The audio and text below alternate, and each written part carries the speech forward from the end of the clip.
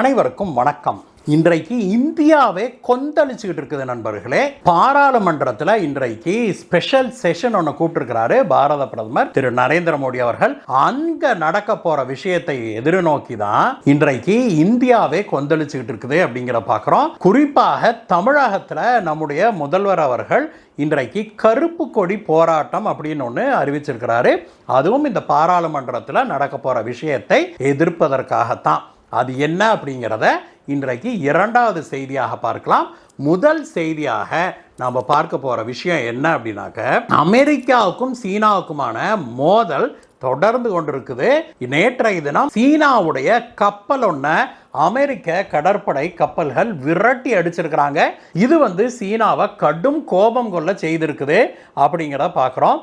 என்ன நடந்தது, எதற்காக சீன கப்பலை அமெரிக்காவுடைய கடற்படை கப்பல்கள் விரட்டி அடிச்சாங்க, இந்த பிரச்சனை எங்க கொண்டு போய் நிக்க வைக்க போகுது அமெரிக்காவையும் சீனாவையும், இந்த இரண்டு முக்கியமான செய்திகளை தான் இன்றைக்கு பார்க்க போறோம் நண்பர்களே. நம்முடைய சேனலுக்கு நீங்க ஏகோபித்த ஆதரவை தெரிவிச்சுக்கிட்டு வர்றீங்க. அதற்கு முதல்ல நன்றியை தெரிவிச்சுக்கிறேன். அதே சமயத்தில் நம்ம சேனலை ரெகுலரா பார்க்குற பலரும் கூட நம்ம சேனலுக்கு சப்ஸ்கிரைப் பண்ணல அப்படின்னு யூடியூப் சொல்லுது நம்ம கிட்ட. அதனால தயவு செய்து கீழே இருக்கிற சப்ஸ்கிரைப் பட்டனை தட்டுங்க நண்பர்களே. அதற்கு பிறகு பெல் ஐக்கனை தட்டிட்டு ஆளுங்கிற ஆப்ஷனை கிளிக் பண்ணீங்கன்னா உங்களுடைய ஆதரவு முழுமையாக நம்ம சேனலுக்கு சேரும். வாங்க நண்பர்களே, வீடியோக்கு போகலாம்.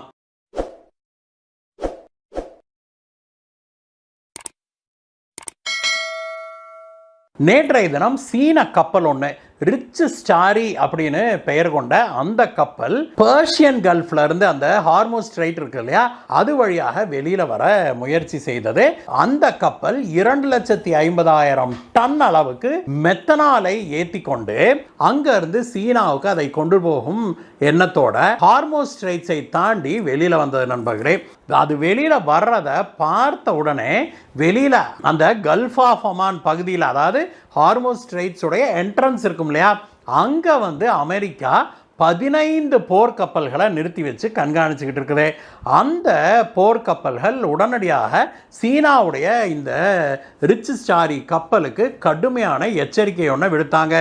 இந்த மாதிரி ஈரான்ல இருந்து எந்த பொருளை ஏற்றிக்கொண்டு வெளியில வந்தாலும் நாங்க அந்த கப்பலை அனுமதிக்க மாட்டோம். உங்களுடைய கப்பல் எங்களை தாண்டி நீங்க வெளியில போக முடியாது, நீங்க திரும்பி போயிருங்க அப்படின்னு சொல்லி சீன கப்பலுக்கு எச்சரிக்கை விடுத்திருக்கிறாங்க. ஆனால் சீன கப்பல் வழக்கம் போல அதை காதில் வாங்கிக்காம அப்படியே தன்னுடைய பயணத்தை தொடர்ந்துருக்குது. அதற்கு பிறகுதான் அமெரிக்காவுடைய போர்க்கப்பல்லேருந்து அமெரிக்க கடற்படை வீரர் ஒருத்தர் எச்சரிக்கை விடுத்திருக்கிறாரு. நீங்கள் உங்கள் கப்பலை திருப்பிக்கிட்டு போகலை அப்படின்னா நாங்கள் உங்களின் மீது தாக்குதல் நடத்த வேண்டியது வரும் அப்படின்னு சொல்லி அவர் சொல்லவே, அதற்கு பிறகு சிறிது நேரம் அமைதி காத்த சீன கப்பல் அதற்கு பிறகு ஸ்லோ பண்ணி மெல்ல யூடர்ன் போட்டுட்டு திரும்பி ஹார்மோஸ் ஸ்ட்ரைட்ஸ் வழியாக போய் பெர்ஷியன் கல்ஃபுக்குள்ளே போயிடுச்சு நண்பர்களே. இந்த விஷயம் இப்பொழுது சீனாவுக்கும் அமெரிக்காவுக்கும் இடையே கடுமையான ஒரு மோதலை உண்டாக்கி இருக்குது. நேற்றே பார்த்தோம், சீனாவுக்கும் அமெரிக்காவுக்குமான மோதல் தொடங்கிருச்சு. சீனா நேற்றே கடுமையான எச்சரிக்கையை விடுத்தது அமெரிக்காவுக்கு. இந்த மாதிரி சர்வதேச கடல் பகுதியில் இந்த மாதிரி நீங்கள் தனி ஆவர்த்தனம் பண்ணுவது சரியல்ல, இதை நாங்கள் ஏற்றுக்கொள்ள மாட்டோம். அதனால் நீங்கள் எங்களுடைய கப்பல்களை தடுத்தீங்க அப்படின்னாக்க அதற்கான எதிர்வினையை நீங்கள் எதிர்கொள்ள வேண்டியது வரும் அப்படின்னு கடுமையான எச்சரிக்கை விடுத்தது சீனா. அந்த எச்சரிக்கையை மீறி நேற்றைய தினம் சீனாவுடைய கப்பல் ஒன்றை திருப்பி அனுப்பி இருக்குது அமெரிக்கா. சும்மா கூட திருப்பி அனுப்பல, மிரட்டி தாக்குதல் நடத்துவோம் அப்படின்னு மிரட்டி அந்த கப்பலை விரட்டி அடிச்சிருக்குது அப்படிங்கிற பார்க்குறோம். இது தொடர்பாக சீனாவுடைய வெளியுறவுத்துறை பேச்சாளர் இன்னும் சற்று நேரத்தில் இது தொடர்பாக பேசுவார் அப்படின்னு சொல்லி எதிர்பார்க்கப்படுது. இதுவரைக்கும் சீனா அதற்கான பதில் எதையும் சொல்லவில்லை. அடுத்ததாக சீனா என்ன செய்ய போகுது, தன்னுடைய போர்க்கப்பல்களை அந்த பகுதிக்கு அனுப்புமா அப்படிங்கிறது பெரும் கேள்விக்குறியாக இருக்குது. ஏற்கனவே சீனா என்ன சொல்லியிருந்தது அப்படின்னா, தன்னுடைய கப்பல்களுக்கு பாதுகாப்பாக சீன நாட்டு போர்க்கப்பல்களை நாங்கள் அனுப்புவோம் அப்படின்னு சொல்லியிருந்தது. ஆனால் இவ்வளவு நாளாக சீன கப்பல்களுக்கு பிரச்சனை வராதனால சீனா தன்னுடைய போர்க்கப்பல்களை அங்கே அனுப்பலை. இனிமேல் சீனா என்ன பண்ண போகுது அப்படிங்கிறத பொறுத்திருந்து பார்க்கலாம். இதெல்லாம் ஒரு புறம் நடந்துகிட்டு இருக்க, இன்னொரு புறம் இந்தியா ஒரு விஷயத்தை செய்திருப்பது அமெரிக்காவை அலற செய்திருக்குது அப்படின்னு சொல்கிறாங்க. அது என்னன்னா, எந்த விதமான முன்னறிவிப்பும் இல்லாமல் இந்தியா தன்னுடைய போர்க்கப்பல் ஒன்று, அதுவும் ஒரு ஸ்பெஷலைஸ்டு திறன் கொண்ட போர்க்கப்பல் அப்படின்னு சொல்கிறாங்க, அந்த கப்பலை அந்த ஸ்ட்ரெய்ட் ஆஃப் ஹார்மோஸ் அருகே, அந்த ஒமான் நாடு இருக்குது இல்லையா, அதனுடைய கரைக்கு அருகே ஒரு கப்பலை இந்தியா அனுப்பி இருக்குது அப்படிங்கிறாங்க. அங்கே தான் அமெரிக்காவுடைய போர்க்கப்பல்கள்லாம் நிறுத்தப்பட்டிருக்குது. அதற்கு பக்கத்திலேயே இந்தியாவுடைய போர்க்கப்பலையும் இந்தியா அனுப்பியிருக்குது அப்படிங்கிறாங்க. அது எந்த மாதிரியான கப்பல்னு கேட்டால் ஆடி போயிடுவீங்க நண்பர்களே. அது என்ன மாதிரியான கப்பல் அப்படின்னா, மிசைல்கள், ஏவுகணைகள், ராக்கெட்டு போன்றவை நம்முடைய கப்பல்களை நோக்கி வருது அப்படின்னா அதை தூரத்திலேயே கண்டறியக்கூடிய ஒரு சிறப்பு திறன் வாய்ந்த ஒரு கப்பல் அப்படிங்கிறதெல்லாம் இதனுடைய சிறப்பு. அப்படிப்பட்ட ஒரு போர்க்கப்பலை இந்தியா அந்த கல்ஃப் ஆஃப் ஒமானுக்கு அனுப்பியிருக்குது. அமெரிக்கா இதை சற்றும் எதிர்பார்க்கவே இல்லை அப்படிங்கிறாங்க. ஏன்னா ஒருவேளை இந்திய கப்பல்கள் அந்த வழியாக வந்தால் அந்த கப்பல்களுக்கு இந்தியா தன்னுடைய கப்பலை பாதுகாப்புக்கு அனுப்பும் அப்படின்னு இந்தியாவுடைய இந்த செயல் சொல்லுது. இது ஒன்றும் ஆச்சரியம் இல்லை நண்பர்களே. ஏன்னா ஏற்கனவே இந்தியா தன்னுடைய 5 போர்க்கப்பல்களை அங்கே அனுப்பி வச்சிருக்குது. அந்த கல்ஃப் ஆஃப் ஒமான்ல இந்தியாவுடைய 5 போர்க்கப்பல்கள் நிற்குது.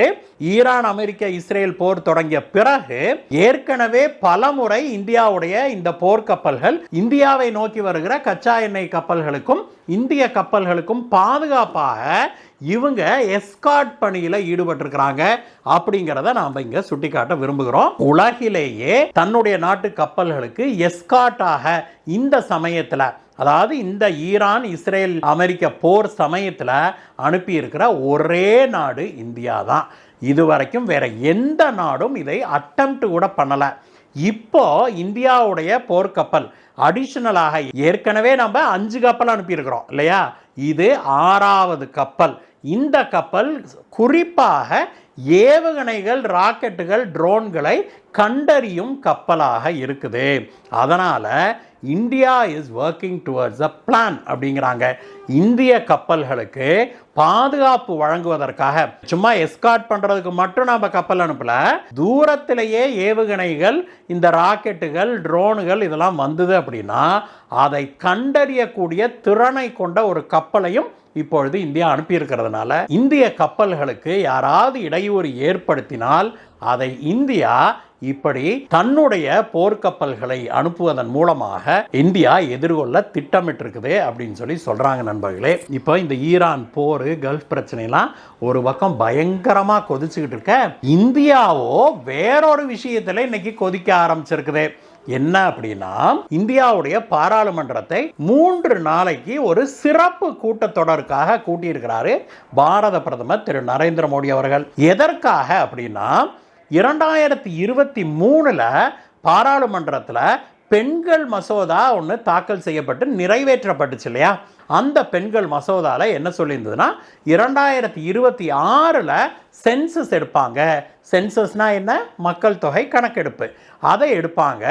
அதை எடுத்த பிறகு அந்த மக்கள் தொகைக்கேற்ப எம்பிக்களுடைய தொகுதியெல்லாம் மறுவரையறை செய்யப்படும் அப்படின்னும், இந்திய கான்ஸ்டிடியூஷன்ல ஏற்கனவே இருக்கிற மாதிரி நம்மளுடைய தொகுதியெல்லாம் மறுவரை செய்யும் போது பாப்புலேஷனுக்கு தகுந்த மாதிரி செய்வாங்க அப்படின்னும், இது ஏற்கனவே கான்ஸ்டிடியூஷன்ல இருக்கிற விஷயம் தான் அப்படின்னும் முடிவு செய்யப்பட்டது. தொகுதி மறுவரை அப்படின்னா என்னங்கிறத சுருக்கமா சொல்லிடுறேன் நண்பர்களே. என்ன அப்படின்னாக்க, நம்மளுடைய எம்பி தொகுதி இருக்குது இல்லையா, இப்போ சென்னை சென்ட்ரல் அப்படின்னு ஒரு எம்பி தொகுதி இருக்குதுன்னு எடுத்துக்கோமே. அந்த சென்னை சென்ட்ரல் எம்பி தொகுதியில் பாப்புலேஷன் கடந்த 30-40 வருடங்களாக அதிகமாக இருக்கும் இல்லையா, அதுக்கு தகுந்தார் போல அந்த எம்பி சீட்டை 2ஆக 3ஆக பிரிக்கணும். அதாவது என்ன சொல்ல வர்றாங்க அப்படின்னா, ஒரு குறிப்பிட்ட அளவு ஜனத்தொகைக்கு ஒரு எம்பி இருக்கணும் அப்படிங்கிறது தான். சுதந்திரம் அடைந்த போது, ஒரு பேச்சுக்கு சொல்கிறேனே, சுதந்திரம் அடைந்த போது 1 கோடி பேருக்கு ஒரு எம்பி அப்படின்னு கணக்கு வச்சுருந்தாங்கன்னா, இப்பொழுது அந்த தொகுதியில் 1 கோடிக்கு பதிலாக 3 கோடி இருந்தாங்கன்னா அப்போ 3 எம்பியாக மாறணும் இல்லையா? இதுதான் வந்து இந்த தொகுதி மறுவரையுடைய அடிப்படையே. இந்த தொகுதி மறுவரை எப்படி செய்யப்படுவது அப்படின்னாக்க, பாப்புலேஷன் சென்சஸ் வந்த பிறகு தான். அது வர்றதுக்கு இப்போ லேட் ஆகும் அப்படின்னு சொல்கிறாங்க. அதனால் பிரதமர் மோடி அவர்கள் என்ன சொல்கிறாரு, 2026 மக்கள் ஜனத்தொகை கணக்கெடுப்பு ஆரம்பித்து அதை முடித்து அப்புறம் தொகுதி வரையறையெல்லாம் பண்ணும்போது 2029க்குள்ளே இது முடியாது போல் தெரியுது. அதனால் 2029 எப்போ, இன்னும் 3 வருஷம் இருக்கு இல்லையா, அப்போ 3 வருஷம் கழித்து எம்பி தேர்தல் வரும்போதும் இதே மாதிரி பெண்களுக்கான இடஒதுக்கீடே இல்லாமல் போயிடும். இது வந்து நாம் பெண்களுக்கு இழைக்கிற அநியாயம். இந்தியாவில் கிட்டத்தட்ட 50% பெண்கள் இருக்கிறாங்க, 50% ஆண்கள் இருக்கிறாங்க. ஆனால் பாராளுமன்றத்தில் பார்த்தா வெறும் 15% கூட பெண் பாராளுமன்ற உறுப்பினர்கள் இல்லை அப்படிங்கிறது தான் உண்மை. அதனால் என்ன பண்ணுறாங்க, 33% நாம் பெண்களுக்கு கொடுக்கணும்னு முடிவு செய்து 2023 பாரத பிரதமர் திரு நரேந்திர மோடி அவர்கள் கொண்டு வந்த சட்டத்தின்படி பெண்களுக்கு 33% கொடுக்கறதுன்னு முடிவாயிருச்சு. ஆனால் எப்போ, 2026 சென்சஸ் எடுத்து இப்போ தொகுதிகள்லாம் மறுவரையறை செய்துட்டு அப்புறமே கொடுக்கறதுன்னு. அது லேட் ஆகுது. அப்படிங்கிறதுனால மோடி என்ன சொல்கிறாரு, இப்போ ஒரு ஸ்பெஷல் செஷனை கூட்டி நாம் வந்து இந்த பெண்களுக்கான தொகுதிகளை நாம் ஈடு செய்திருவோம், 33% கொடுத்துருவோம். அப்போ 2029 தேர்தலில் நாம் இந்த சீட்டுகளை அதிகப்படுத்திடலாம் அப்படின்னு சொல்லி அவர் சொல்கிறாரு. இதில் எங்கே சிக்கல் வருது அப்படின்னா, இந்த தொகுதி வரையறை முழுக்க பாப்புலேஷனை பேஸ் பண்ணி தான் இருக்குது இல்லையா? அப்போது நம்ம கோயம்புத்தூர் மாவட்டத்தை எடுத்துக்கோமே, ஜனத்தொகை அதிகமாகி இருந்தால் இங்கே எம்பி சீட்டு கூடணும், இல்லைன்னா என்ன ஆகும், எம்பி சீட் குறைஞ்சி போயிடும். கரெக்டாக? இது வந்து தென்னாட்டுக்கும் வடநாட்டுக்கும் இருக்கிற மிகப்பெரிய பிரச்சனையாக மாறி இருக்குது. ஏன்னா தென்னாட்டை எடுத்துட்டோம் அப்படின்னா தமிழ்நாடு, கேரளா, ஆந்திரா, தெலுங்கானா, கர்நாடகா ஆகிய 5 மாநிலங்களும் என்ன பண்ணாங்க, 1970களில் இருந்தே ஃபேமிலி பிளானிங் திட்டத்தை ரொம்ப சிறப்பாக செயல்படுத்தி நம்முடைய ஜனத்தொகையை நாம் என்ன பண்ணிட்டோம், குறைச்சிக்கிட்டோம். அதனால தான் நாமெல்லாம் இவ்வளோ செழிப்பாக இருக்கிறோன்னு வைங்க. ஆனால் குறைச்சிட்டோம். ஆனால் வடநாட்டில் அவங்க இந்த ஃபேமிலி பிளானிங்லாம் பெருசாக பண்ணாமல் அங்கே வந்து ஜனத்தொகை பன்மடங்கு பெருகிருச்சு. அப்போது இப்போ என்ன ஆகும், ஜனத்தொகையை பேஸ் பண்ணி நாம் வந்து தொகுதி மறுவரை செய்து எம்பி சீட்டுகளை அதிகம் பண்ணனா தென்னாட்டில் இருக்கிற மாநிலங்களுக்கு தொகுதிகள் குறைந்து விடும் அப்படின்னும், வடநாட்டில் இருக்கிற மாநிலங்களுக்கு தொகுதிகள் ஜாஸ்தி ஆயிரும். அப்போ என்ன ஆகும், நம்மளோட வாய்ஸ் குறைஞ்சு போயிடும் பாராளுமன்றத்தில், வடநாட்டுக்காரங்களுடைய ஆதிக்கம் அதிகமாகிவிடும். அப்படிங்கிறதுனால தான் இதை வந்து தென்னாட்டை சேர்ந்த கட்சிகள் எல்லாம் பெருவாரியாக எதிர்க்கிறாங்க. 2023 இந்த எதிர்ப்பெல்லாம் கிளம்புச்சு.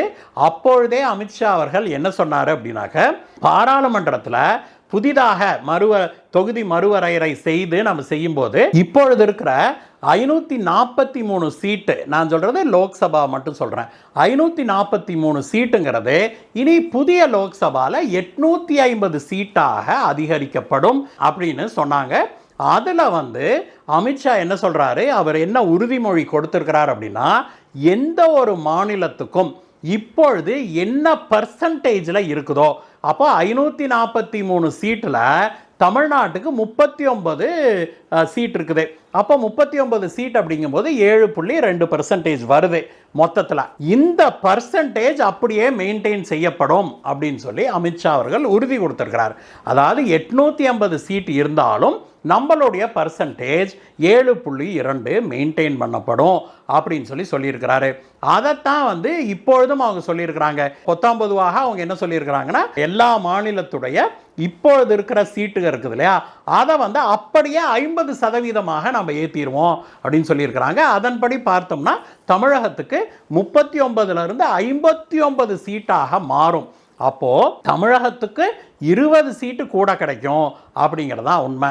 ஆனால் எலெக்ஷன் வருது, தமிழ்நாட்டில் எலெக்ஷன் வருது அப்படிங்கிற ஒரே காரணத்துக்காக நம்முடைய மாண்புமிகு முதல்வர் திரு ஸ்டாலின் அவர்கள் இந்த திட்டத்தை தீவிரமாக எதிர்க்கிறாரு.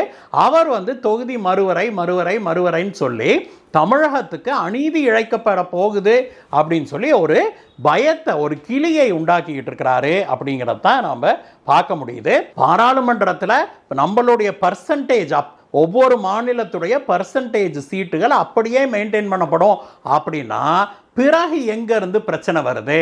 அந்த மெயின்டைன் பண்ணப்படுகிற அந்த கூடுதல் சீட்டில் தான் பெண்களுக்கு சீட் ஒதுக்க போகிறாங்க.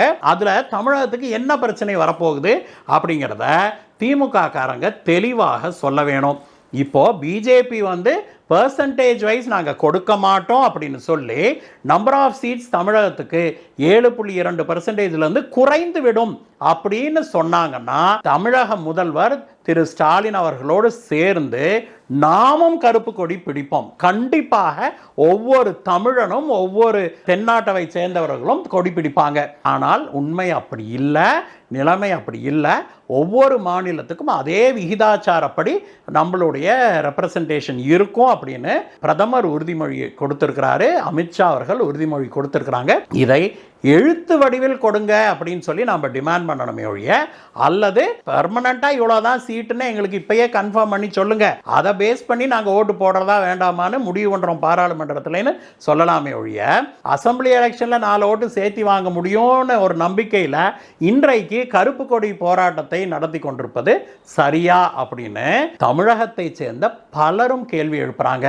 இதுக்கு எல்லாத்துக்கும் மேலே இந்த தொகுதி வரையறை பிரச்சனைனா என்னங்கிறத முதல்ல மக்களுக்கு எடுத்து சொல்லணும் திமுக அப்படிங்கிறதா என்னுடைய கோரிக்கையாக இருக்குது. அனைத்து தமிழர்களும் இந்த பிரச்சனையை என்னங்கிறத புரிஞ்சுக்கணும் முதல்ல. அதற்கு பிறகுதான் திமுக செய்வதில் நியாயம் இருக்கா இல்லையாங்கிறது நமக்கு தெரியும். எது எப்படி இருந்தாலும் நண்பர்களே, இந்த 2 பிரச்சனைகளும் இன்றைக்கு இந்தியாவையும் உலகத்தையும் உலுக்கி கொண்டிருக்குது அப்படிங்கிறதா உண்மை. நண்பர்களே, தயவு செய்து பாராளுமன்றத்தை லைவாக நீங்கள் ஃபாலோ பண்ணுங்கள். அங்கே என்னெல்லாம் பேசப்படுது, என்னெல்லாம் நடக்குது அப்படிங்கிறது நம்முடைய எதிர்கால சந்ததி அனைவருடைய தலையெழுத்தையும் மாற்றி அமைக்கக்கூடிய ஒரு விஷயம் இன்றைக்கு பாராளுமன்றத்தில் நடந்துகிட்டு இருக்குது. தயவு செய்து அதை ஃபாலோ பண்ணுங்கள். இந்த வீடியோவை பற்றிய உங்களுடைய கருத்துக்களை சொல்லுங்கள் நண்பர்களே. மீண்டும் உங்களை வேறு வீடியோ சந்திக்கிறேன் கைஸ். பாய் பாய்.